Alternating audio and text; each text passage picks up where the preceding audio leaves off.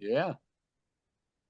So Terry, we last left off talking about some of the uniform, the gear, and we're going to pick up with that today, and then we'll lead into the students. So I want to bring up this photograph here and have you talk to us a little bit about what exactly we're looking at.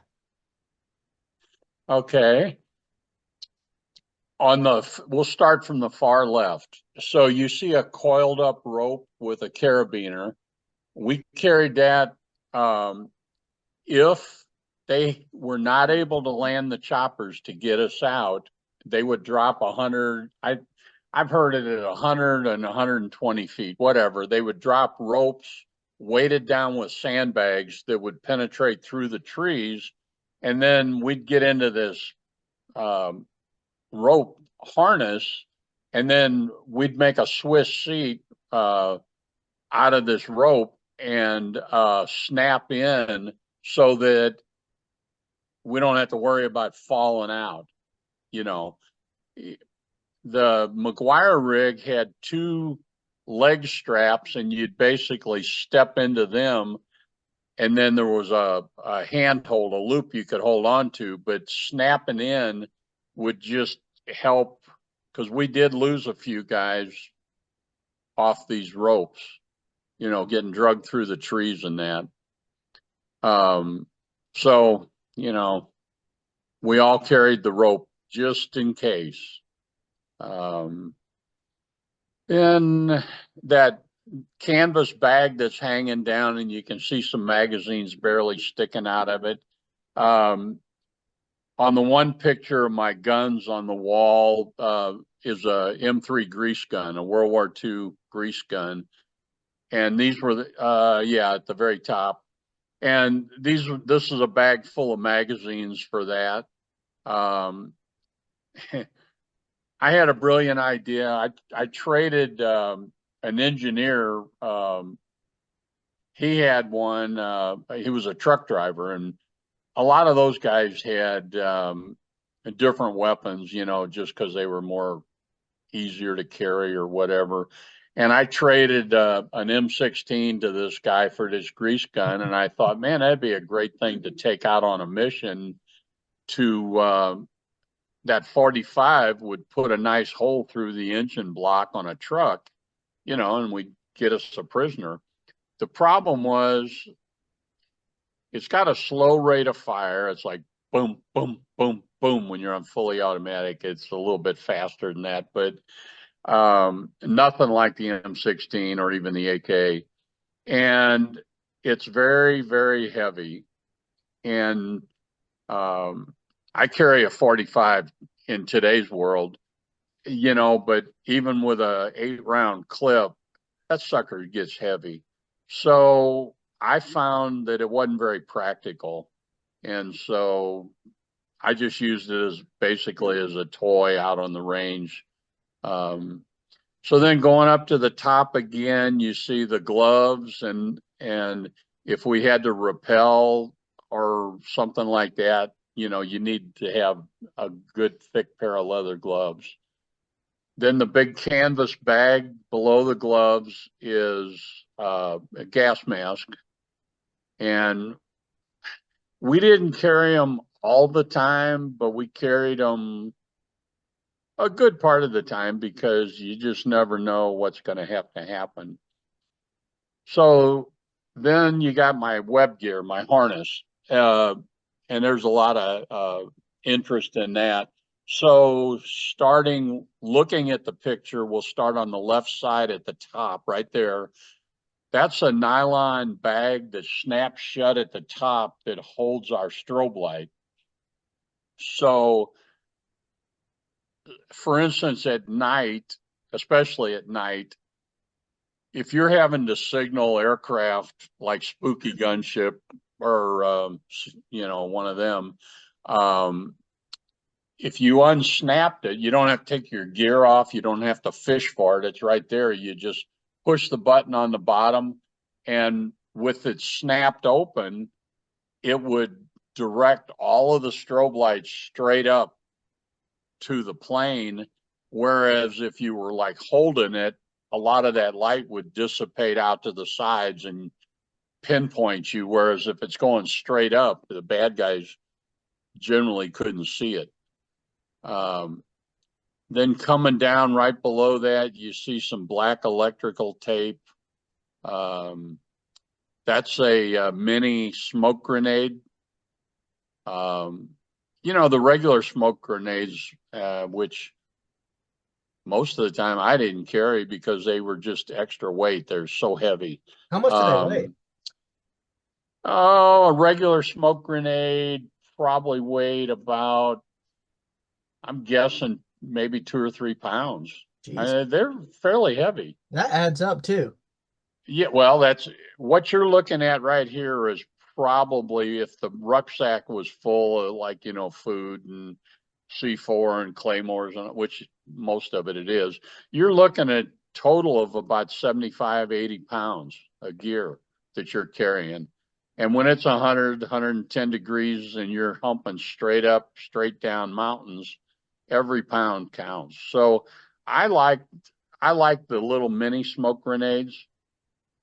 Then moving over, what you can't see is right above the smoke grenade, there's another pouch with a bandage. These bandages were wrapped in like cellophane for a reason. So like if you've got a guy with a sucking chest wound, you could open that bandage and it had long tails on it for tying it off, but you could put that plastic over that sucking chest wound and then put the bandage over that and wrap it around and tie it off. So it had a purpose. Wow. Well, over on the right side, which would be, as I'm wearing it, it'd be my left shoulder. I keep trying to move my cursor. I can't do that.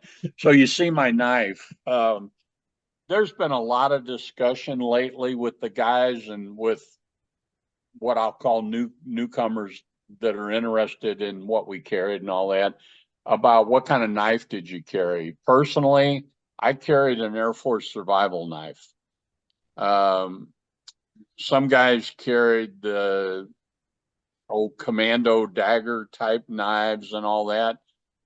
And my question there is, how many stories have you ever heard about a guy actually being in a hand-to-hand? And there are cases, but they're few and far between. Right. So do you really need a fighting knife or do you need a practical knife? And what was nice about this knife, it had a short blade, but you see on the bottom of it, of the handle, what's called the hilt, that was a big solid chunk of steel that could be used as a hammer. And then the handle itself was leather washers that have been sanded to give it a contour. But the blade, on the back side of the blade, was like saw teeth. So it could be used, to cut something like a piece of wood or something.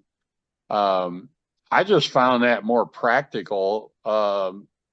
A lot of guys carried the Marine Corps, the K-bar knives, like from World War II.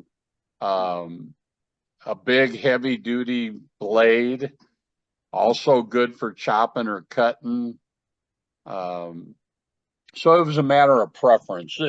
We were very lucky that we carried our gear, we loaded our gear the way we wanted to. There wasn't any hard and fast rule on that. Well, did you ever carry any machetes for cutting through the bush? Some of our Montagnards had their own like homemade, we called them banana knives because they used them for chopping, cutting bananas and sugar cane and all that. But a lot of the yards would bring theirs with them. So I never really felt the need to carry one. Some guys did. Then right below the knife, you see a pouch. And let's see, what was in that pouch? That was probably my compass in there. Let's see, I'm trying to see what else I can see here. Well, Well, I see on both sides of that pouch, I see some black electrical tape. yep, I was about to ask And about that. well, there's adjustments on the straps of your web gear and all that. Yep. So I wrapped them with electrical tape to try to, there you go, to try to cushion them, just to keep, if anything hit them, um, to minimize any noise, even though they already know we're there. So, what difference does it make? But it sounded good anyway, in principle, to do it. So then on the pistol belt itself, you see like that one in front, you got an ammo pouch that held, I forget, 4 or 5 20-round magazines. And then on each side, there were little tabs, and you could put a grenade in there. Like so. So we'd have 2 grenades. Um, let's see, I've got 4 canteen pouches. So one of them, let's see. So there were 2 of these ammo pouches, the more squared off kind. And you see the other one on the right side of the screen. You can see the little tabs, cloth or nylon tabs on the side where you could stick the spoon of the grenade through and carry it. 2 canteens, plastic canteens. When I first got there, we had the metal canteens. Well, hell, every time you go to take a drink of water, you're making noise because you got an aluminum canteen with a plastic cap attached with a chain. So finally, we were able to get the plastic canteens. And then the 2 ammo pouches, well, 3 of them back there. Each one of those had 5 20-round mags. They were the canteen pouches, just like the one you see with the canteen in it. And what we liked about them was you could get 5 magazines in one, plus before you snapped it shut, you could lay another grenade on top and then snap it shut. So now you've got 5 mags plus a grenade in each one of those ammo pouches. That's So go ahead. Well, I was gonna say it's brilliant the ingenuity learned in the field of where you can fit extra ammo or an extra grenade just by simply how the pouch is designed.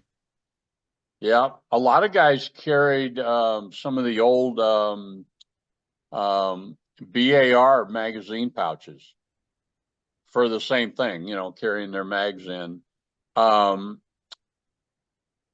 I really like the canteen pouches because the 2 snaps, I mean, it was real easy to unsnap them. Just flick them with your finger and you unsnap them. The regular ammo pouches, like the one that's got the 2 grenades hanging from it, you had to reach down and fiddle with the thing to get it open. So I like the canteen pouches. Well, one quick All question. together, we would carry, in the Hatchet force, we would carry on average 400 rounds for the M16, 20 round mags. I've heard of recon teams that would carry as much as 600 rounds, but of course there's only maybe 8 or 9 of them, whereas in the Hatchet force there are 105 of us. So you got a little more firepower to begin with. Well, so 400 rounds normally. I only remember running out of ammo one time. well, I was about to ask that. 400 rounds for a lot Well, of people seems like a lot. How quickly can you go through that? well, I mean, firing full auto, a 20-round clip on full auto, which was ridiculous to start with. You could go through a clip in just really a matter of seconds. Firing on full auto, what are you accomplishing by that? The only time firing on full auto might come in handy, to me anyway, would be if you've got a human wave attack coming at you and there's just tons of them out in the open. and you're spraying them and trying to hit as many as you can. But normally in the terrain that we were fighting in, a lot of your firefights, you didn't even see the guys you're shooting at. So don't waste all your ammo. Save your ammo, because that all the vegetation and stuff, sometimes you could see the smoke from their bullets. You could see flame at night. So you kind of had an idea where to shoot at, but you weren't really accomplishing anything if you, just blow through your magazines, because it's kind of like not conserving your water supply. When you're out, and then you're up a creek. Yeah. Well, it brings So up another question. When you go through a magazine and it's empty, do you put the magazine back in a pouch or do you leave it on the ground? leave it on the ground. And when everything's over with, if you're still in that same position, then you can pick up the magazines. And I always carried an extra bandolier of an extra. So a bandolier would be, let's see, 24, 100 rounds in a bandolier. I always carried at least one extra bandolier of ammo in my rucksack, because you never know. They knew we're coming ahead of time because they had their mole in Saigon. They know where we're going to land, unless we tricked them. And you have to be able to respond. I mean, if you think about their mentality, okay, if they know a company's coming in and a company's 105 men, you're not going to send a squad of 7 or 8 guys after that company. You're going to have a couple of days advance notice, and you're going to start infiltrating maybe a couple of companies, or a regiment of 500 men, or a division, which would be maybe 2,000 men. You're going to start bringing in heavier numbers. So, and then of course, certain areas were notorious. Hotel 9 is one. If you go into Hotel 9, you're going to be in heavy contact. And I was in Hotel 9 twice. And I think both times, I think we lasted maybe 2 days, before they had to get us out. And when you're hearing trucks pulling up all night long at the bottom of the hill, and tailgates dropping and voices and all that, the next day is going to be a bad day. So conserving your ammo was a pretty big deal. You don't want to just waste it. Well, Okay. Speaking of these grenades real quick, it prompted a question. What's the fuse time on these? 4 seconds. So what we learned to do, so that they didn't get thrown back at you, because that's happened too.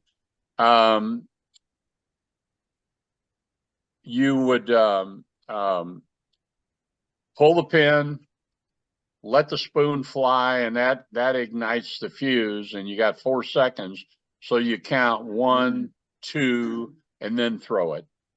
That way there's not enough time for them to, if it hits the ground, for them to pick it up and throw it back at you. It's going to go off in their hand. So always count 1, 2. I never heard of a single instance where a fuse blew up prematurely.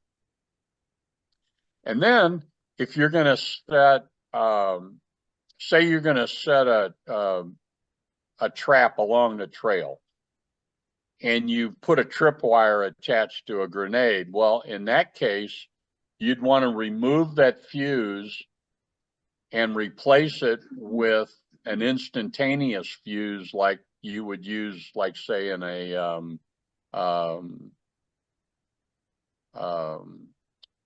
Claymore or something. And so then the tripwire, because if somebody's walking along and they kick the wire and they realize they kicked the tripwire, if you didn't have a short fuse, then they could have time to jump out of the way of the blast. So, but they came with a 4-second fuse. So you just had to modify them from there depending on what you were going to do, or count 2 and then throw them. Well, and going back to grenades, and speaking of the smoke grenade, what kind of colors of smoke were they for the small ones? Well, we had a lot of different colors of smoke. Probably the most common ones that I remember was red, yellow, and purple. Did they Why have those specific colors? I think because they were easily seen from the air. right? Did they have any different meanings by chance? I know some units have No, that. Okay. no. And the North Vietnamese, you never want to tell the pilot, look for, say, red smoke or look for purple smoke. You never want to do that because in all likelihood, the NVA are listening on your radio channel, and then they would turn around and throw one of the same color. So now you got 2 reds that are, say, 100 meters apart. Which one is the right one? So what you would do is you'd just throw your smoke and you would wait for the forward air controller to say, I see red smoke. Correct. So by then it's too late for the bad guys to throw red smoke because he already knows where you're at. And if they throw red smoke, he's going to get bombs dropped on him. So, yeah, you always just throw your smoke and let the forward air controller identify your color. That's So, that's what I've heard from a lot of Marines, but it's also incredible that the NVA, just from the mole's perspective, were able just to get a hold of the radio codes and just listen. oh yeah. Well, they also there's a thing called triangulation where they had this Russian radio equipment that they could triangulate your position and locate exactly where you were at by your radio messages. They could find you. So generally, like when you call in your RON at night, for instance, you want to make that transmission as quick as possible to prevent them from having time to triangulate you and know exactly where you're at. So, yeah, like we talked the last time, these guys were not a bunch of slouches. They were very well trained. A lot of this training they got from the Russians. And so the Russians, obviously being more technologically advanced, they taught them this kind of stuff. Okay, you want to find the guys? Here's how you do it with the radio, and you triangulate and you can come up with where they're at. So these guys were very well trained. And, you know, they adapted to our methods just like we adapted to some of their stuff. Well, and it's the ingenuity of both sides. Yeah, yeah. Okay, let's see. The rucksack. Okay. We had 2 different kinds of rucksacks. We had these, for the Americans, we were issued these nylon. They had like a pack frame. They had all kinds of pockets and stuff. A lot of us, like me, preferred to carry these, what we called the indigenous rucksacks, which were issued to all of our Montagnards. They were some kind of like canvas, and they were treated with some kind of coating that made them waterproof. But you can see they had big pockets on the outside as well as lots of room on the inside. And so they were just a little more, well, for one thing, they were a little bit smaller than the American rucksacks. So they would encourage you to travel a little bit lighter. But inside that, like I would carry an extra bandolier of another 100 rounds of M16 ammo. Usually carry 1 or 2 sticks, 1 pound sticks of C4, the plastic explosive. Usually 1 claymore. And then like a couple of changes of socks and underwear and a poncho. A few things like that. During the winter season, we had these, like that one picture of me where I just got off the chopper. I'm wearing a black sweater, you know, because it did get cold. I can remember I was talking to one of my buddies last week, and we were talking about how I remember in December, we were outside in formation one morning and we're wearing our field jackets because it was 38 degrees up in the mountains. You know, not uncommon. So it would get cold at night and then hotter than hell during the daytime. So you don't want to be sitting there shivering all night long. So you may have the sweater and the poncho, and it would help hold your body heat in. A lot of other little things went in the rucksack, like, you know, your food. I carried, besides all our C rations, because we carried food for 5 days. I only remember one time in a year and a half of lasting 5 days, because usually we'd get shot out by the second or third day. But besides the C rations, I had my mom and my grandma would send me cans of fruit. So I would eat the fruit and then drink that syrup for some extra, extra energy, all that sugar, and you get a sugar high for a while. But that extra energy came in handy when you're humping up and down those mountains. Absolutely, it does. So, and then, as you went through that stuff, your pack is getting lighter and lighter because you're using it up. So, yeah, a little bit of everything in the rucksack.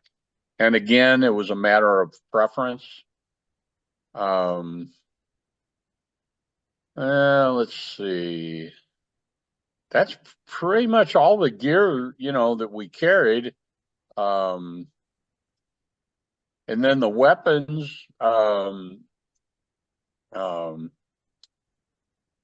So different ways of carrying your gun. I just took 2 strands of parachute cord, tied it to the front side or around the front right there, and then at the back, so I could sling it over my shoulder, and the barrel and the stock would be parallel to the ground. So it's just hanging there in a natural firing position. So then if I got a fire, all I got to do is, I got my hand on the pistol grip. All I got to do is flip the safety off and cut loose. I saw guys, different things, but it seems like the parachute cord was a very common way of doing it because it was extremely lightweight. You really wouldn't want to carry it with one of the slings because you're talking about an inch wide nylon strap, and it's okay if you're slinging it on your shoulder and marching in a parade, but not very practical out in the jungle. So right above my Car 15, and we already talked about the grease gun, there's 2 pistols there. um, when uh, so when I first got there, we were all issued 45 automatics, and I had never, except in training, I had never messed with a semi-automatic pistol. It was always revolvers. And one of the guys went down into town to I call it the leather shop, and he bought a shoulder holster rig. And he was practicing quick draw with a locked and loaded 45. So you know what happened. Yep. You know, he went to draw it and the wrong sequence of movements, and it went off and the bullet went in his hip and came out right above his knee, and he lost his leg. So I was scared. So for the first 6 months I was there, I didn't carry anything other than my M16. But then when I got shot, my rifle jammed, and I'm like, shit, what am I going to do now? And I threw the grenade and it bounced back and went off above us. And then the only other thing I had was my knife. So I pulled my knife to go after the guy. And after that, I acquired two of those little bitty 25, they were Browning 25 automatics. And in our cargo pockets on our pants, on the left leg, inside the big pocket was a little pocket, and it was just the right size to carry one of those 25 autos. And a 25 automatic is probably one of the most worthless firearms ever invented. It took me 3 shots dead in the forehead to take out an NVA that was sneaking up on us. So, if at 10 feet it's taken three rounds from that thing, you might as well throw it at them. But I carried it because that was going to be my Custer's last stand weapon, And then the pistol, I carried right dead in the front in a holster. I traded one of our chopper pilots. I traded an M16 to him for that pistol. It's a 38 caliber Smith & Wesson M&P with a 4-inch barrel. Those were used by police forces all over the world, actually. And they were issued to our chopper pilots. Well, if a chopper gets shot down and you're in the jungle and there's bad guys all around, you only got 6 shots in that thing. So we were always trying to help them out by getting them M16s to carry. And then they'd have an empty Claymore bag full of magazines for it. Right. And a lot of our forward air controllers, it was the same story. They'll talk about their M16 or then later on their Car 15 and a Claymore bag full of magazines just in case. Because, there's stories where a recon team on the ground is on the verge of being overrun and waiting on air support, and the forward air controller would fly over firing his Car 15 or even a 38 pistol out the window at them just to create some noise to hopefully slow them down a little bit. Incredible. You can't really see it in the picture, but on the muzzle of my Car 15 is a black plastic tube. And yeah, I know it's there. And if I look real close, yeah, you can kind of see if you move your cursor to the left, right there is the end of it. So that would go down over the flash hider, and it just keep you from getting mud and dirt and debris in the barrel. Because if you get your barrel plugged up with dirt and you go to fire, you're going to blow up your gun. I'm sure that happened. Yeah. So we had access to millions of these black plastic things to go over the flash hider to protect the end of the barrel.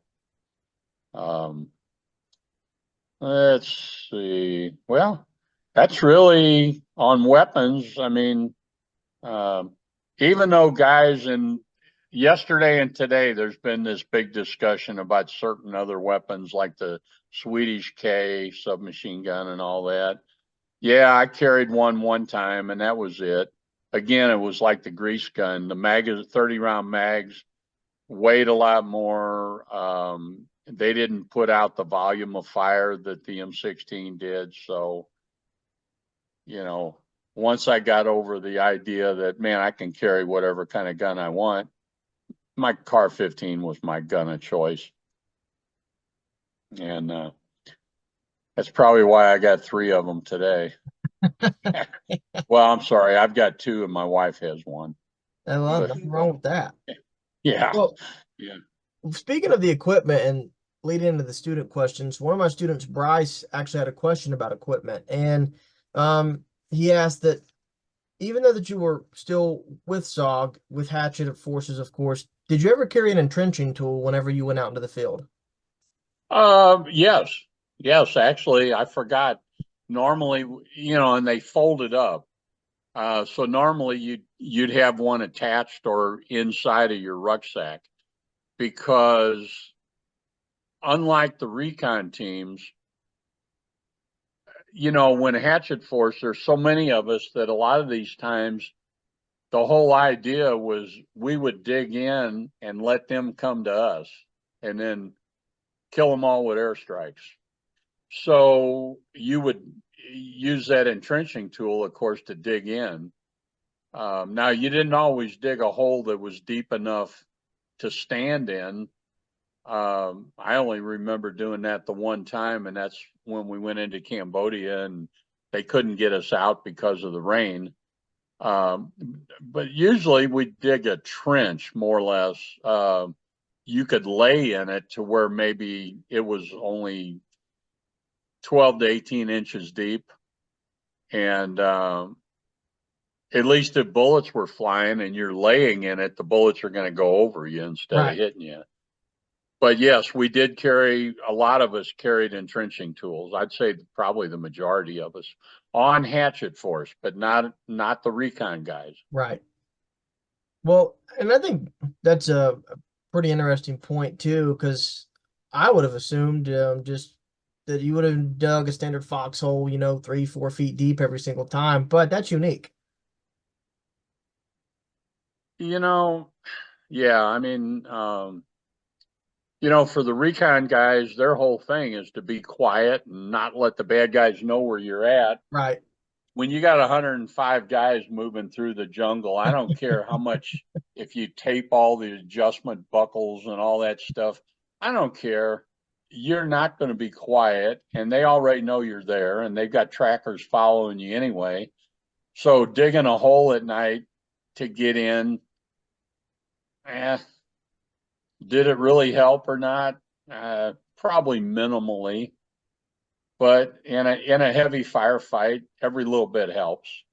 Um, Sometimes you'd pair off with, say, you'd pair off with one of your yards, or 2 yards would pair off together, and they'd take turns digging, and they would actually dig deeper holes. Um, Most of the time, I just laid on the ground, you know, because if something's going on, I want to be able to move quickly and maneuver around. And so getting in and out of a hole, yeah, you know, so. Well, speaking of digging in and the perimeter that you would set up out there, what would be the distance and the spacing between position to position, or where you were fighting from between men? um,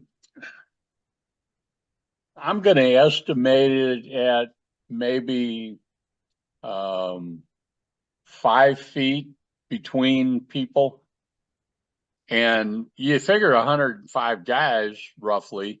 Um, you're talking about a pretty big perimeter. So normally, we'd be on a hilltop, Right. and it'd be a big enough hilltop that we would be able to clear off a perimeter. Um, and usually, like the commander and a couple of the top dogs would be in the center, and then everybody would be in a circle around. And because the thing is, you don't want everybody to be right on top of each other, and you know you're going to get a mortar at 6:30 in the morning. They're going to start lobbing mortars at you.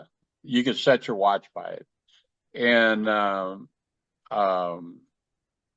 so if a mortar round comes in and goes off, if you got a gaggle of guys all crowded together, what do? You end up killing or wounded 5 or 6 guys at one time. Whereas if you're scattered around, then less likely that you're going to have a number of casualties Right. as a result of a round.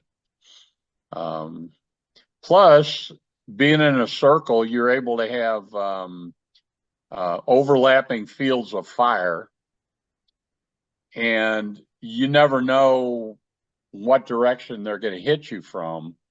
So again, you got to have a circle. You could do a square, but we didn't. I mean, a circle made a lot more sense, and you could have those intersecting fields of fire. Yep. And eventually it overlaps, and that's where you've got, crossfire that gets enabled just because those angles intersect. Yeah. Very well, I won't say very rarely, but frequently they're just coming at you from one direction or maybe 2 directions. And so again, that overlapping fields of fire, the rest of the guys that are on the side that's not being hit, you can move some of them guys over to help where the fire's coming from, but you don't want to send everybody, because who knows, they may be sneaking up on you from that other direction for that very reason, because they think you're going to all move to the one side. So you never leave your flanks exposed. Absolutely. Or you're going to be dead. Plain and simple, That's a tactic you can find with any unit in the military. You've got flank coverage. And it's even today, in today's world. You always got to watch your flanks, and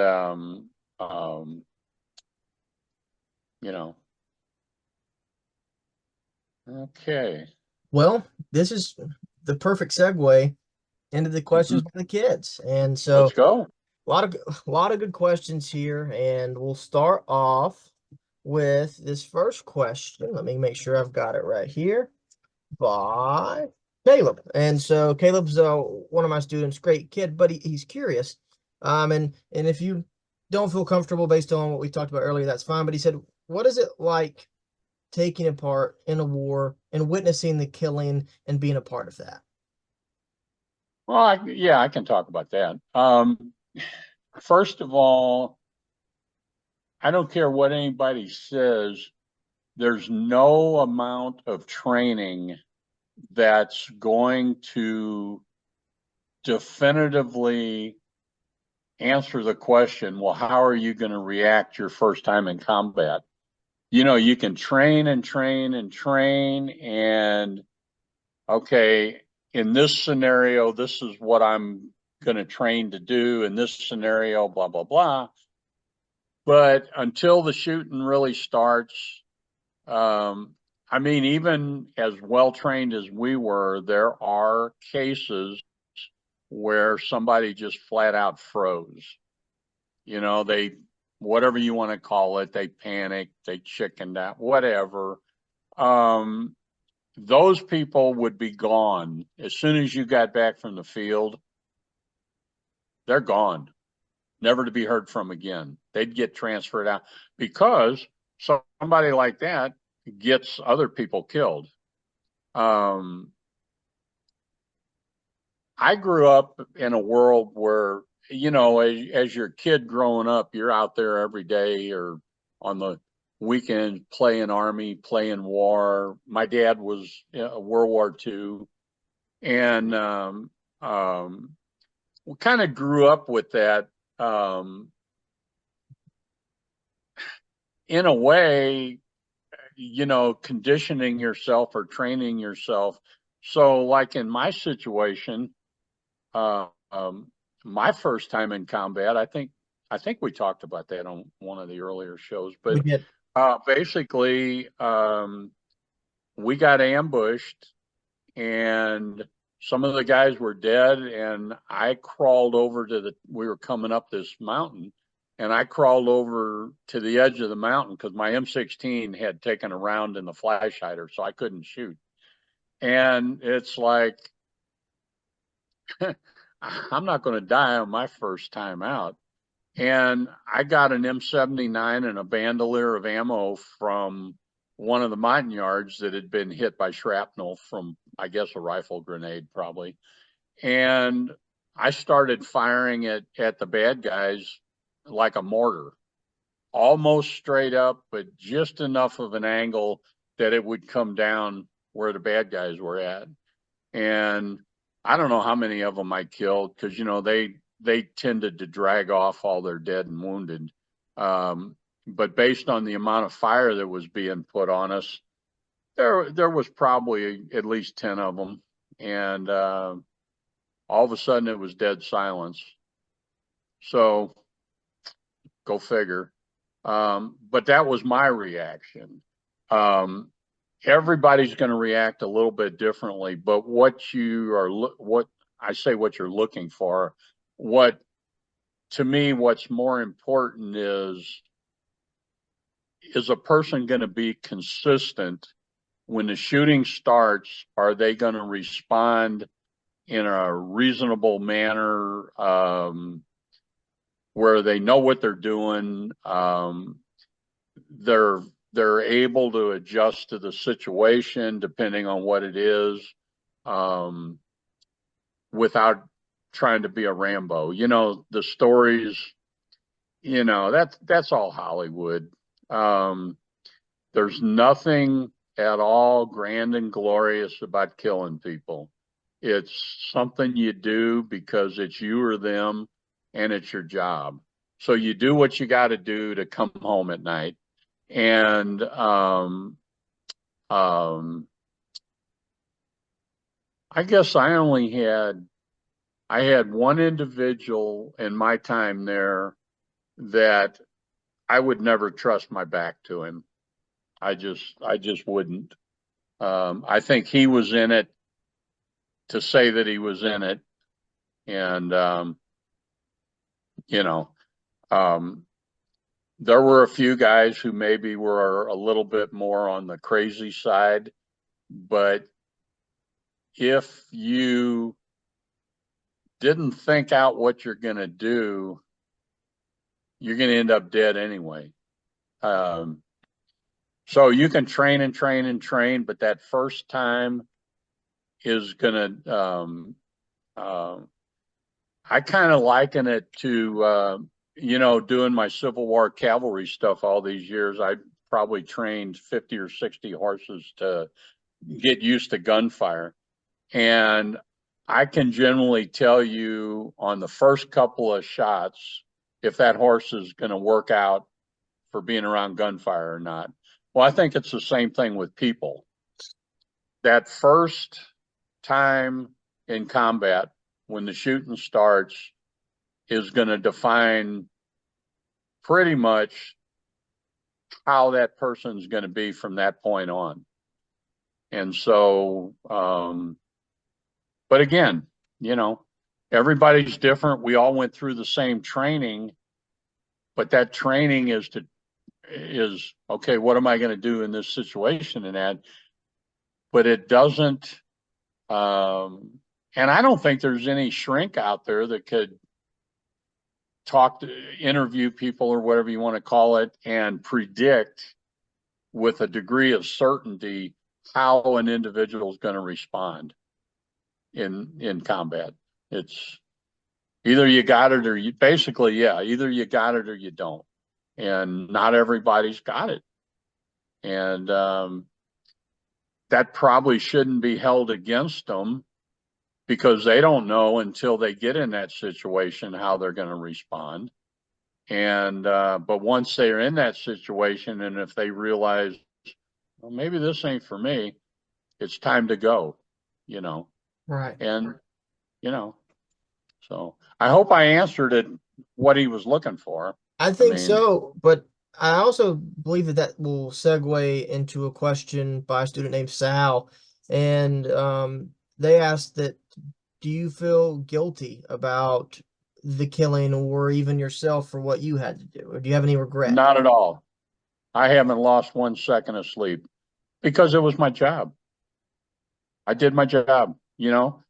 It's just like punching a clock and going to work at McDonald's and serving burgers. Your job's to serve burgers. Well, my job was to go out knowing that I'm going to be in combat and do what I got to do to come back safely and to help everybody else that I'm with come back safely. So no, I've never lost a second of sleep over that.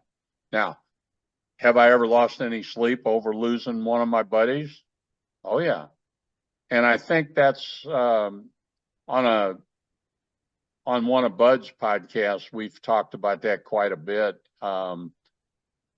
The way we coped with that, I think, mostly was drinking.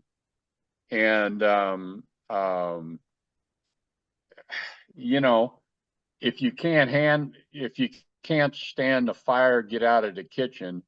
It's kind of the same thing. I mean, you kind of do the drinking to numb yourself to um, seeing your buddies, either seeing them right up close getting killed, having a guy die in your arms or something like that, having to carry his body to an LZ or something. Um, it's kind of the same thing. It's either you can handle it or not. And I think most of us drank ourselves to the point where we convinced ourselves that, yeah, I can handle it, no problem. And you go out and do it again, and you go out and do it again. And some guys may not agree with me, but a lot of them do. After a period of time of doing this, you become an adrenaline junkie. And you, it's almost like you have blinders on.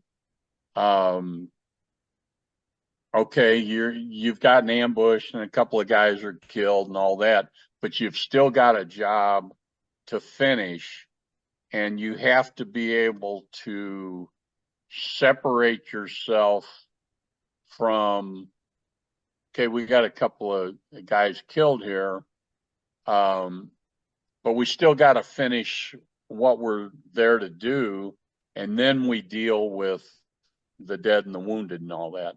So yeah, I mean, it's a rough thing. In today's world, there's all this attention on PTSD and veteran suicide and all that. Back then, it was just you got to do your thing. You do your thing, and when you get back to camp, they're waiting on you with a cold beer. You go in, you drop your gear in your room, you go have a steak, and then you go to the club and get drunk, you know, and you talk about the mission, you talk about the guys that you lost. Um, and it was very, can't think of a good word to use, but when someone was, when an American was killed, and the body was recovered and you know, we'd come back to camp, the medics, they would take that body to the dispensary, wash them, clean them up and everything and prepare them. And then they'd send them the body down to Play Coup on a chopper to the mortuary, and they'd prepare the body for shipment home. So once you get back to camp from a mission and unload the chopper, that person that's deceased is, how to say this without sounding, they're no longer in the picture. They're they're physically no longer there. So you just got to deal with it however you deal with it. And again, most of it was drinking. I know I've said it before. when I came home for good, I was drinking 2 cases of Bud a day. And when I reported down to Fort Bragg, I went cold turkey, and it like to kill me. But that was, I guess, my way of coping. You drink yourself into oblivion, so you don't think about it. But that doesn't mean now, like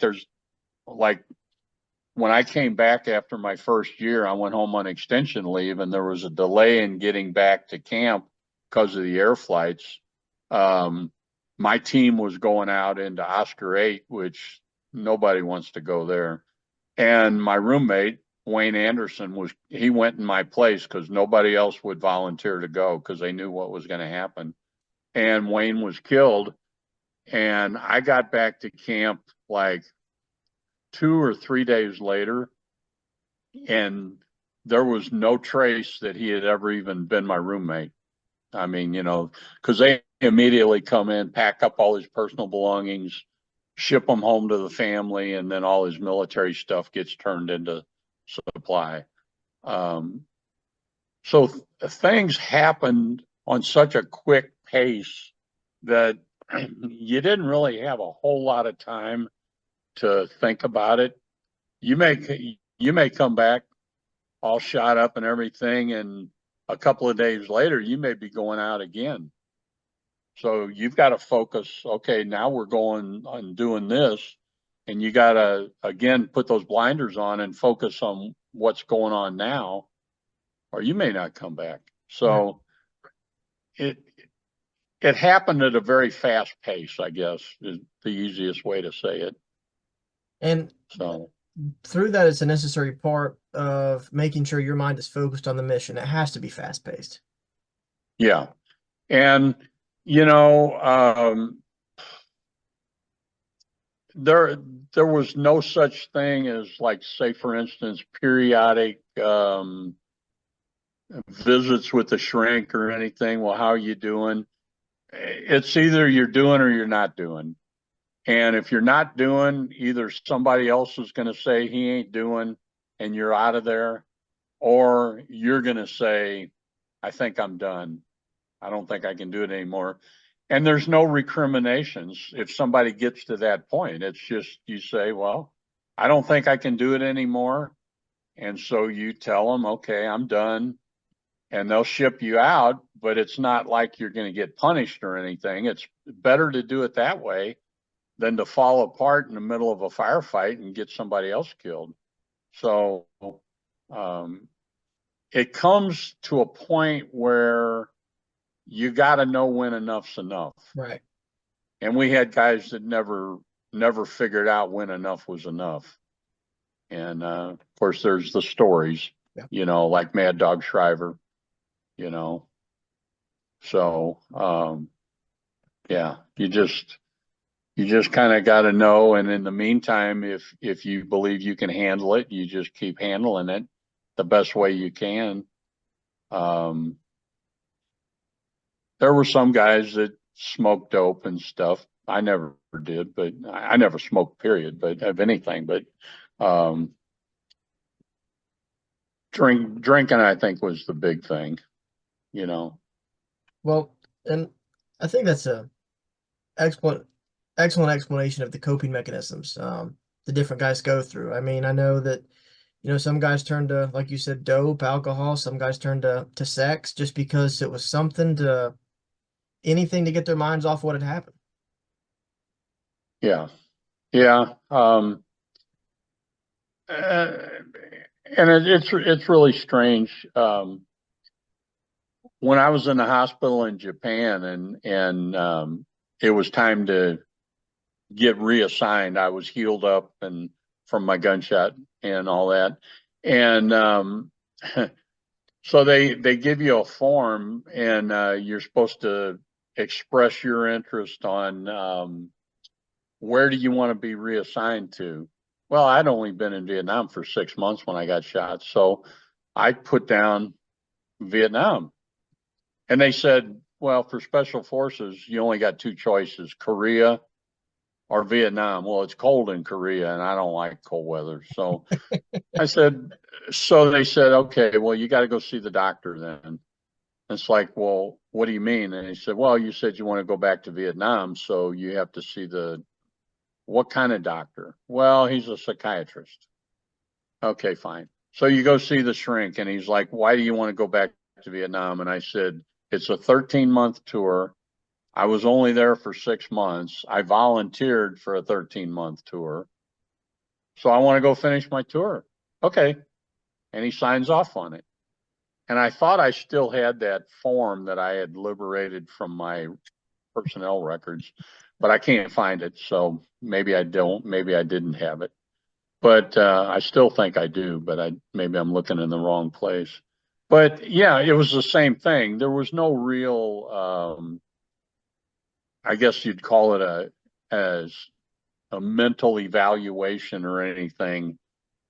Well, this guy must be crazy because he wants to go back to Vietnam. No, I'm not crazy. I wasn't crazy when I volunteered to go in the first place. But other people, they had that option. They could say, yeah, I want to go back, or no, I don't. And they'd get reassigned somewhere else. Yeah. So it was kind of interesting that the military was even giving you an option instead of just arbitrarily saying, well, you were only there for 6 months out of your 13-month tour, so you're going back. They at least gave you the option to do something else. So, but no kind of never in my 5 years, 1 month, and 28 days did I ever have any kind of like psychiatric or mental evaluations or anything. Even after you come back from Vietnam, I don't know, in today's world, I think they do go through some kind of evaluations. Not that it does any good, but if it did any good, there wouldn't be all the suicides, you know. But we didn't have anything. You just go do your job, come back, and go on to the next job. Amen. So Well, that's a good pausing point. Give me 2 minutes, Terry. I'll be right back. Well, okay. through that assessment, though, I mean, I think it highlights a key point of what the military does try to do, but how do you address the stress, the trauma, that some people do suffer from? Like, what could there be more help that's given, or what's the scenario there? That's one of those questions that probably doesn't have a simple answer. My simple answer to it is,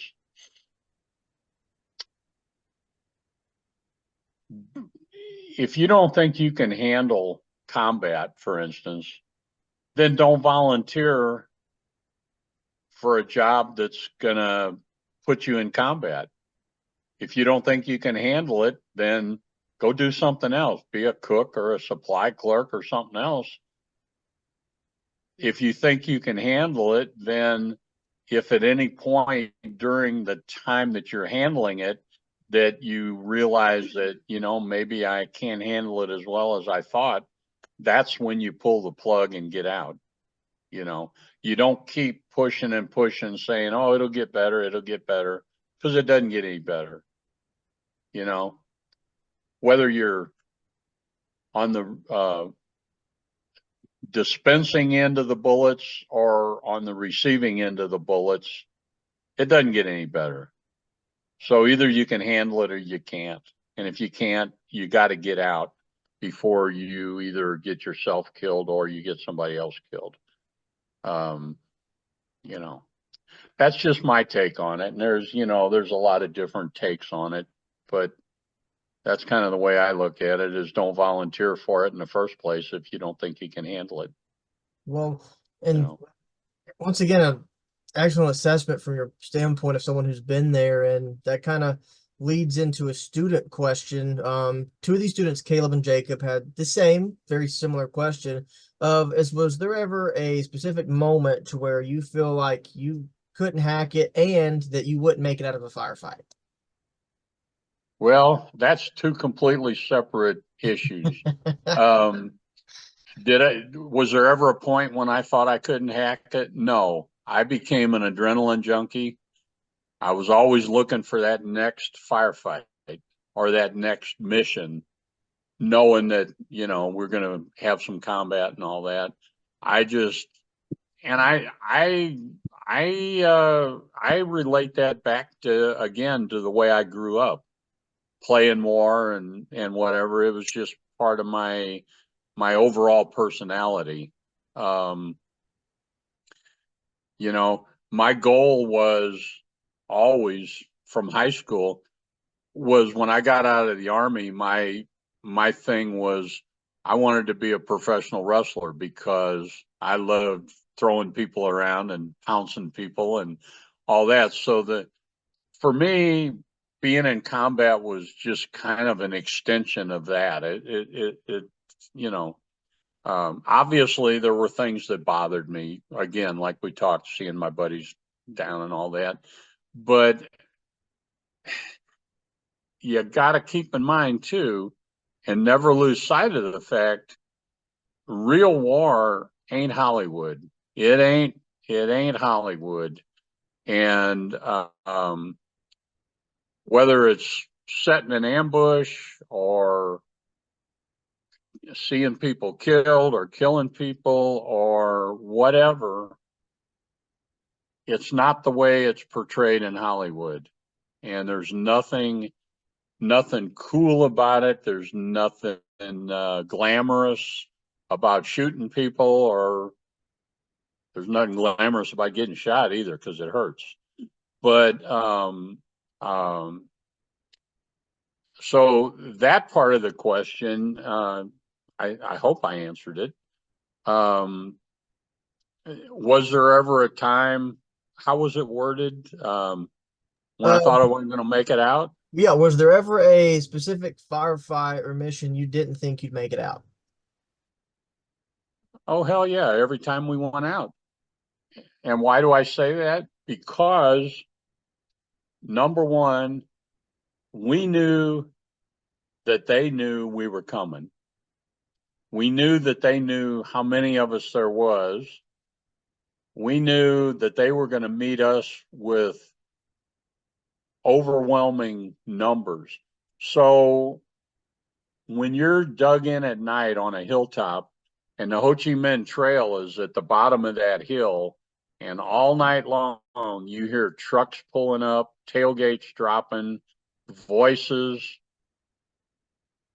and then you work airstrikes on them, and you hear a bulldozer coming in and pushing the wrecked trucks out of the way, and then they blow up the bulldozer, and 10 minutes later another bulldozer comes in to push that bulldozer out of the way. And you hear your forward air controller saying, well, I can see probably a couple of thousand of them down there on the ground. You start to, it's like, oh, Jesus, a couple of thousand in them and 105 of us. How are we going to make it out? Well, of course, we had air support and they didn't. So, yeah, I mean, you're always, you're always got that in the back of your mind that, well, this might be it, you know. The one time right after I came back from the hospital in Japan, and so a few weeks later in May of '69, the only time I ever went into Cambodia. So we go in and it's the beginning of the rainy season, and we're stuck on this hilltop for about 6 or 7 days with 5 days of rations. We're standing in water up over our ankles, and we're actually in the clouds. And it's like, okay, we've been here for how many days?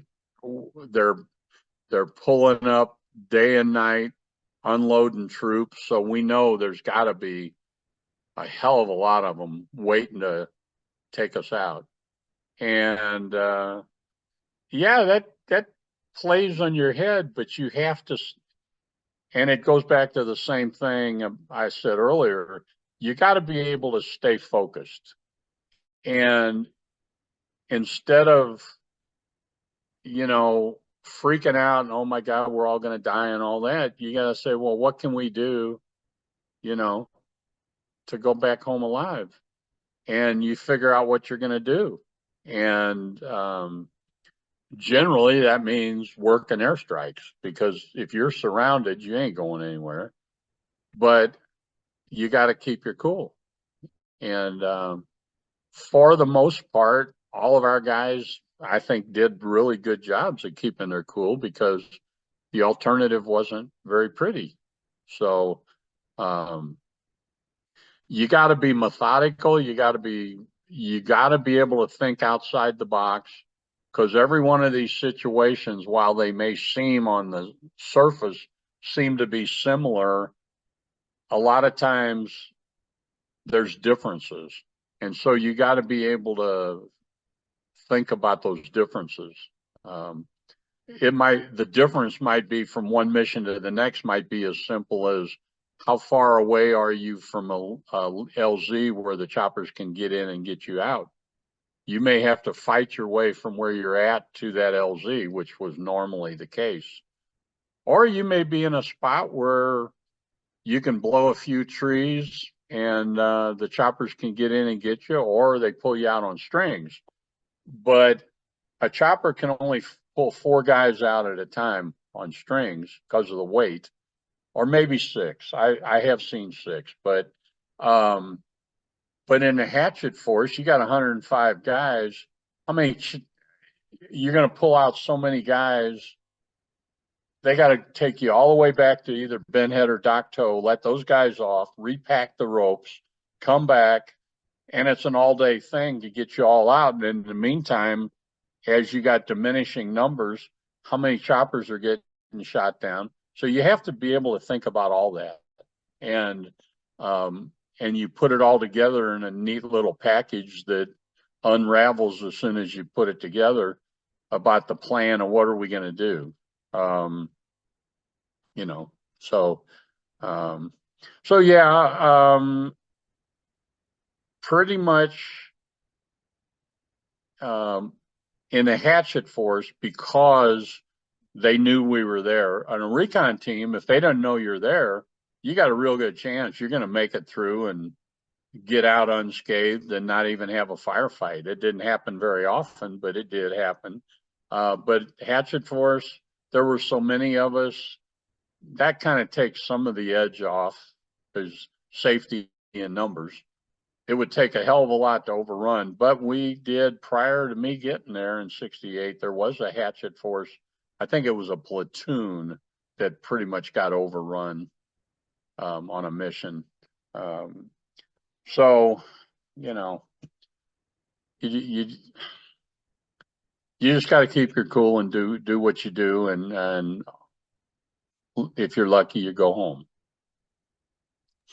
I think that covers that question brilliantly.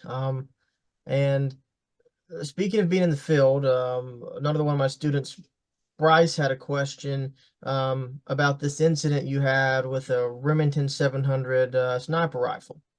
Okay. Okay. So in December of we had a radio relay site that was about 10 miles inside of Laos called Leghorn. And if you saw any of my pictures, we're so far up above everything. I mean, it's like we're riding on a cloud. We're so high up. And Leghorn, because of that, there's just no way the NVA could ever assault Leghorn and capture it.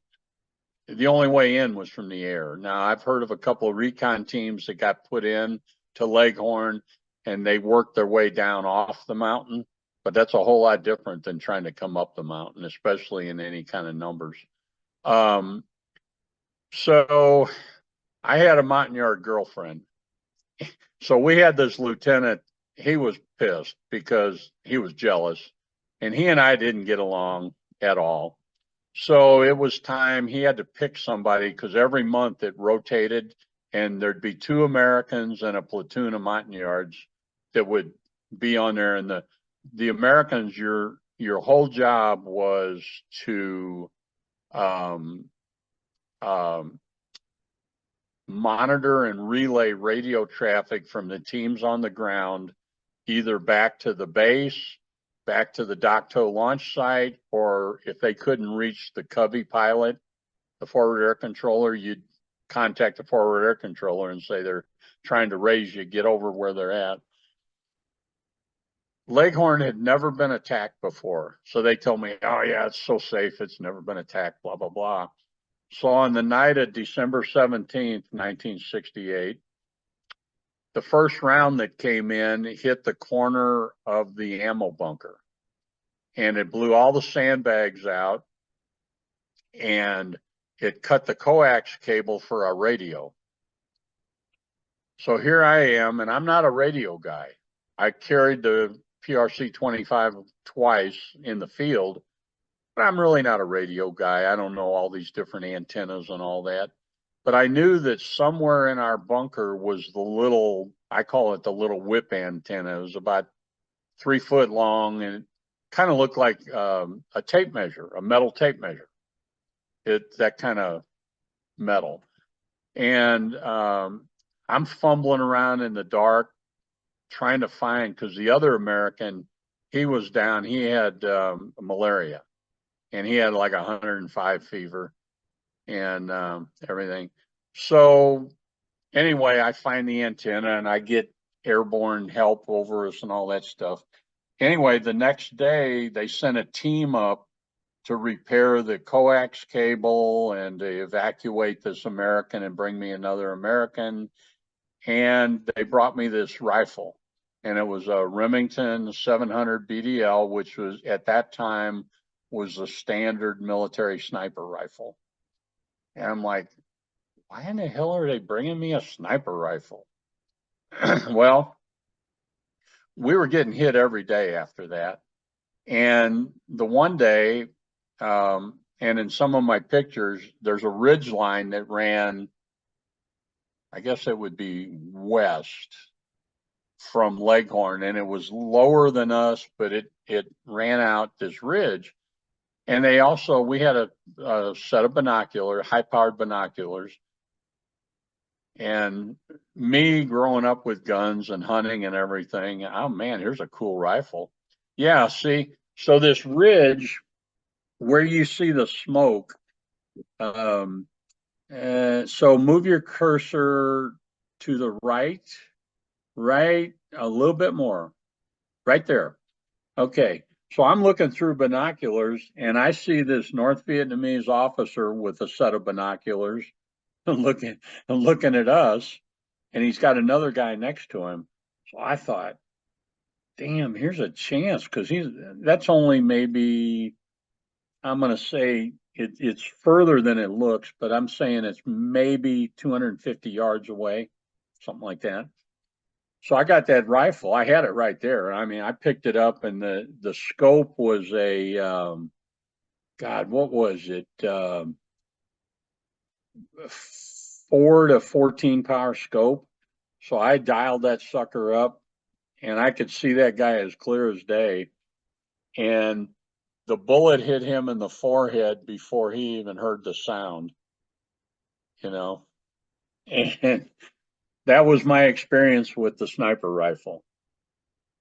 I mean, I wasn't trained as a sniper. It was just a good shot because I'm a pretty good shot. But that was the only thing I ever did with it, because after that, they knew not to get too close, you know. So mostly, and so all that smoke was, Covey came over and fired a couple of white phosphorus rounds to mark it, because we figured if that guy was there, there's probably some troops very close by. He wouldn't be by himself. So they fired a couple of spotter rounds, and then there was a set of A1s that came over and pretty much obliterated the area. So that was my experience. Well, I was about to ask about the A1s, but go into that area too. I mean, because airstrikes were utilized heavily around Leghorn just due to the height of the radio relay station. Yep. And the NVA, I mean, they knew that we had this radio relay site, and they knew they couldn't get to it. So the only thing they could do is lob, you know, mortar rounds and RPGs and stuff at us. But we weren't overly concerned. Although that very first round that hit the corner of our ammo bunker and it exposed the ammo, I mean, that's how close we came to getting obliterated. Well, and those pictures are pretty incredible too of the RPG hits through there. I mean, Oh, Jesus. yeah. Well, and a couple more questions, and then what I don't get to ask, I'll ask in the next one because the kids wrote a lot. But the most common question the kids have asked, every single one of them wrote this down, is what happened to your ankles and how did it affect you? Okay, so then I guess the question would be which ankle. So I guess my right ankle, I shattered my right ankle and broke my back on my last jump at jump school. And the rule was you had to be able to make it to graduation to graduate. Otherwise, you go to the hospital, you get healed up, and you get recycled through again. Well, I had orders for special forces after jump school, and I wasn't going to let that waste. So I finally was able to get on my feet. So what happened was there was a thing called a thermal inversion, and I was probably 50 or 60 feet off the ground. And all of a sudden, instead of gliding in at an angle, you know, I dropped straight down. So I landed on my feet, my butt hit the ground, and that's what broke my back. But I heard the snaps, and what happened was they said that I was so strong from lifting weights and all that, that instead of the ligaments tearing, where the ligaments fused into the ankle bone, it just ripped out that chunk of bone. So the ligaments are kind of just hanging there. So I managed to get to my feet, and there was a doctor. They had doctors actually, because so many guys get hurt, that they had doctors on the LZ. So this doctor's maybe 20 feet from me. So when I finally got on my feet and packed up my shoes, he said, well, he says, you're up and moving around, so you're not hurt too bad. So I hobbled my way to graduation, and I graduated. And let's see, that was the third week of January. So at the end of March, in the meantime, I've jumped a couple of more times, and we were playing football after work or after class and work. Yeah. And I'll say sprained my ankle. I hurt my ankle anyway. So on Friday was payday, the last day of the month. Friday's payday, and you always had the day off on payday. Well, my plan was I was going to fly home and get my car. I had a 57 Chevy, and I was going to fly home and get my car and bring it back. But I was scheduled for a jump on Saturday morning. So the only way you can get out of a jump when you're scheduled is with a doctor's note. So I went to the dispensary on Thursday and I said, you know, I hurt my ankle. I hurt it. So they x-ray it, and he says, well, you shattered your ankle, but it looks like it's healing on its own. I said, well, doc, they got me scheduled for a jump on Saturday and I want to go home and get my car. So I'll give you a note. So he gives me a note to get out of the jump. So Friday I got paid, and I hitchhiked up to DC and caught a plane back to St. Louis, and I brought my car back. Well, fast forward from March of 68, fast forward to October of 71, they finally decided the only way my ankle was going to get fixed was to rebuild it. So they went in on a Monday and operated and put me in a full leg cast. And on Friday, my first wife, her father came up and got me, and they lived about 45 minutes from Fort Bragg. So Friday evening, when he got home from work, I had about 105 fever. So he brought me back to the hospital, and took me in, cut a window in the cast, gave me a shot of Demerol, and they didn't wait for the Demerol to kick in. And they literally ripped open the incision and started scraping it out with these big Q-tips, the real long ones. And then they put me up in a room and started pumping me full of, I don't know if they even still use it. It was called Keflin. It was Keflex. It's a real, at that time, a real strong antibiotic trying to kill the infection. So they said, well, we're not having any luck killing the infections. So Tuesday morning at 7:30, we're going to take you to surgery and take your leg off because it's the only thing we can't get the infection to go away. Literally at 7 o'clock that morning, the fever broke. So that saved me from losing my leg, but it also, I spent 3.5 months in the hospital. And one night they had this, I thought it was a very stupid policy that if your doctor approved it, you could have up to a 6-pack of beer a day while you're a patient in the hospital. Now, come on. That's why the Army's got such a drinking problem, right? So I didn't care about the drinking, but you're in a bay of beds. There's probably 30 or so beds in there. You got one nurse responsible for 30 people, and she's making her rounds. And I just decided I'd like to have a beer. So I got crutches and I hobbled into the nurse's station, and nobody's in there. And the damn refrigerator had a padlock on it. So that didn't go over well. So I said, well, while I'm here, you know, being a good special forces guy, let me see what the hell's in my records. So I get my chart out and I start reading my chart. I'll never forget the exact words. Patient sustained massive infection due to unsanitary conditions in operating room. Okay, fine. Put the chart away, go back to my bed. Next time I see the doctor, I said, you want to tell me about unsanitary conditions in operating room? And he says, well, how do you know that? And I said, it's in my chart. And he says, that chart's for the nurse. It's not for you to read. I said, well, so what? I read it. So he said, well, okay, we're busted. He says, we don't know what happened. It could have been an instrument that wasn't sterilized properly. He says somebody on the team could have had a cold. It could have been a million different things, and we'll never know.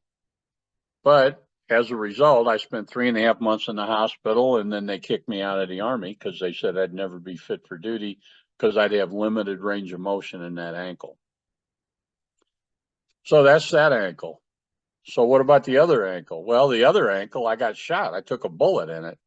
And let's see if I can demonstrate this. So you got your ankle. The bullet went in dead center in the front of the ankle. It went around, the bullet went around. Now, this is after the guy that shot me is no longer with us, alive. And I shot up with morphine and take my boot off. And I still didn't know I'd been shot. I thought a piece of shrapnel had hit my ankle bone. So I take my boot off and I peel my sock down. And I see a hole about the size of a pencil in the front of my ankle. There's no blood. It wasn't one of these gory deals. There's no blood or anything. And I could see over at my ankle bone, you could see the outline of the bullet. It had gone in and hit the ankle bone and turned around, and it was facing back out. So there's the bandage. And then if you look on my left chest, you'll see the toe tag right there. So I'm like, damn, I've been shot. So I put my sock back on, and as I pulled my sock on, I see the hole in the sock, and then I put my boot on because I was afraid if it started swelling up, I'd never get my boot back on. So I put the boot back on and lay, you know, and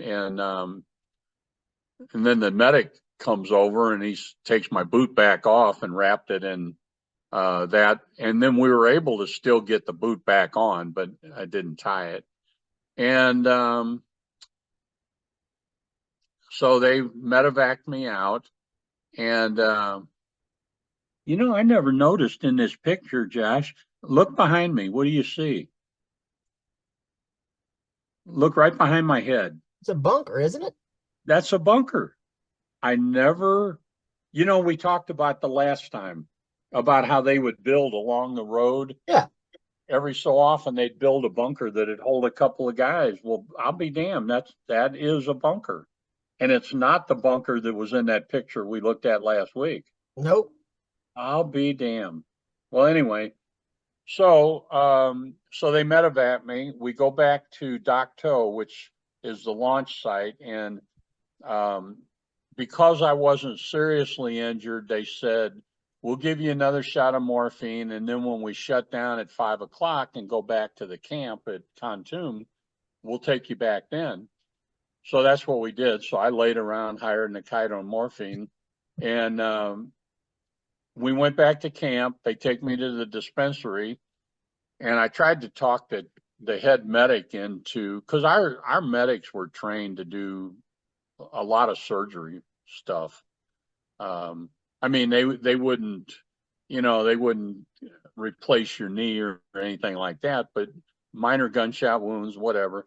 And he's like, no, this is going to get you a vacation. He said, we don't want to do it here because once we open you up, the heat and humidity causes bacteria to multiply like crazy. And there'd be such a risk of infection that we don't want to take a chance. So they got a Jeep and they took me back up to my camp, which was about 3 or 4 miles down the road from the main camp. Went back there. So they said, we'll have a chopper pick you up at 7 o'clock in the morning and take you to Pleiku to the hospital. So I was able to pack a bag, had a lot of stuff, packed some civilian clothes and my camera and all that. And spent the night. And then the next morning, the chopper picked me up. We go to the hospital. And so that toe tag that's on my shirt, it says something like location of injury or something like that. I don't know. And they just wrote classified, because of course it was classified. So they asked me, are you allergic to anything? They do that today, even, after 41 surgeries, you'd think they'd know it by now that I'm allergic to pentothal, but you still tell them, they ask. And, well, how do you know you're allergic to pentothal? And I said, if you use pentothal on me when I'm coming to in the recovery room, I get violent. So this doctor that's going to do the surgery, this says classified. Were you in Laos? Because he knew I was in special forces, and so the logical thing, well, were you in Laos? I said, it's classified. It ain't none of your business. So they put me out. They do the surgery. And all I remember is waking up and I'm laying on a gurney. I'm strapped in and they're waiting to take me to a room till I'm fully awake. And this doctor's leaning over me saying, were you in Laos? And all I remember is I got my left hand up from under the strap. I took out 3 of his teeth, knocked him out cold, and tipped the gurney over. So I said, well, I told him I was allergic to pentothal and you use pentothal. Well, that's the standard anesthesia that we use. Well, hey, I can't be responsible. I never heard another word about it. And then they sent me to Japan and, spent a month in Japan. So then that was in March and April in 1968. In 1992, October 1992, I was on my way, taking my horse, and I was on my way to Oklahoma to a Civil War reenactment. And there's on Interstate 44 and outside of Veneta, Oklahoma, there's a McDonald's that goes over the highway, like an arch over the interstate. So we pull in there and I get out and there was I'll call it a hole. It was probably 3 or 4 inches deep in the asphalt. Probably like a real heavy truck or something had sunk the asphalt. And I stepped in that and I turned my ankle. And over the course of the weekend, it swelled up real bad. And I did the weekend. One of my buddies was a doctor, and so he gave me some Flexeril, which is a muscle relaxer. I don't know how much that's going to help, but anyway, I get home and I go to my surgeon that had done a few of my surgeries, and he says, "Well, you tore some ligaments in your ankles," so he says I'll have to go in and restring them.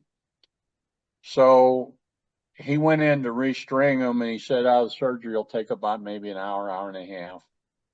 So 6 hours later, because none of my surgeries ever go according to Hoyle, they bring me out of surgery, and he says, when I got in there, some of your other ligaments were just hanging, and he says I could tell they'd been there for quite a long time. So what he figures is when I got shot, the surgery report says no ligament or muscle damage. Well, he thinks one of two things happened. When they took the bullet out, either they cut a nerve, plus they cut those ligaments, or the bullet cut the ligaments and they didn't notice it. Ouch. How do you not notice something like that? Anyway, he restrung all the ligaments. So now both of my ankles are, they've been rebuilt. They're not in the best shape, but I still walk. So whatever. Well, the kids will be happy to hear those stories indeed.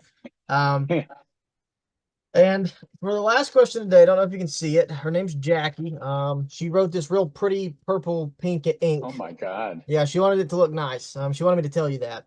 Oh, but she knows how to write in cursive. She does. She does know how to write in cursive. Oh my God. Yep. We're still teaching it sometimes. So, Well, you're lucky because most of the schools up here don't even teach it anymore. tell me about it, right? So, And I think this is a good way to end this interview for the kids. She wanted to know, did you ever think that Vietnam was beautiful? Did you find the terrain, the countryside to be beautiful? see, growing up where I grew up in Missouri is kind of like growing up in the mountains in North Carolina. We got hills, we got mountains. My farm here in the country's up on a big hilltop. Um, so yeah, there's places that would, well, even that picture you showed a little earlier of from Leghorn. I mean, just looking at all the mountains and the trees, and there was beautiful areas. And then there's some areas that are, not so pretty. And there's a lot of all over Vietnam, a lot of red clay. And I mean, if you're unfortunate enough, and we weren't, we were good, but some of these fire bases and camps are built and everything is just red clay, and it gets in everything. And oh God, but being in the mountains where we were in the Central Highlands, we had a lot of beautiful, and that's why I took so many pictures of what I call scenery pictures, because Like this one. I just love the scenery. Um, just something simple like that. Um, it's just, it's another part of the world. And this was, let's see, I'm trying to think. Okay, this was well, I think this was the main entrance to our camp. It looks like, although I don't see the sign or anything.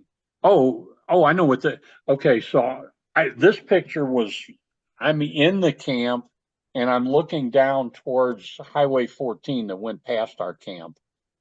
And that's a Vietnamese house on the other side of the road. And then right up where your cursor is, going all the way across on both sides of our main driveway, was the chopper pads. So when we go on a mission, the choppers would pick us up right down there. And yeah, So that's looking to the west towards Laos, and you see some of the mountain ranges way off in the distance. So we were kind of we had mountains right out behind camp. We had some pretty good high mountains, but then we were like in I guess you call it a plain, valley, not really a valley, but more of a flat ground. But then you see in the distance were the other mountains going into Laos. Right. So yeah, I mean, I loved where we were at. I love the scenery of the mountains and that, because it's kind of what I grew up with. Well, I mean, the pictures are beautiful and it's a great description, and I think the kids are really going to enjoy this, especially for the Q&A. So I'm going to send the video to them and let them get feedback, and I know that there'll be more questions that they're going to ask. And if you want, we'll do the next one of just Sure. asking more of Sure. the questions the kids want to know. Well, I think it's important in doing these, not so much for me just droning on and on and on, but I like to answer the questions because that shows there's an interest. And as long as we don't get into certain areas, then I'm good with, pretty much anything. Perfect. And if these stories stimulate even more questions, so much the better, because then they become that much more educated. Yes, sir. So I'm good for it. Well, Terry, So, I appreciate it, and thanks for your service, and welcome home, man. hey, buddy, take care. All right, I'll See be you. back. I'll be in touch soon. Okay. Bye now. Bye-bye.